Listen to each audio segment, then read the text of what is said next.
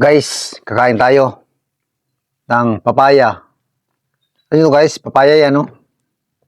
Yan ang papaya yan. May mas ang papaya. Siyempre, balatan muna natin ang papaya, mga idol. Bawal natin kainin. Ito yung masarap mga idol na pagkain. Ito yung mga pagkain ng mahirap na tulad ko mga idol. Siyempre, di ako makabili ng prutas. Ito na lang kakainin ko, papaya. Alam niyo ba ito mga idol? Masarap yung papaya na hilaw. Kaya itong mga idol ay kinakain talaga to papaya na hilaw. Napakasarap to isaw-saw sa kwan eh, sa suka na may asin, mga idol. Oh, yung mga idol ah. Yan, ito yung papaya. Oh.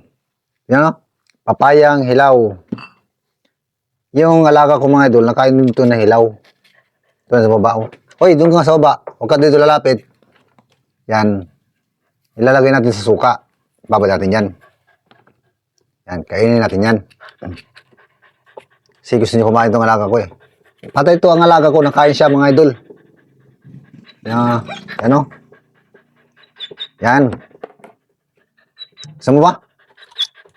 Yan, baba.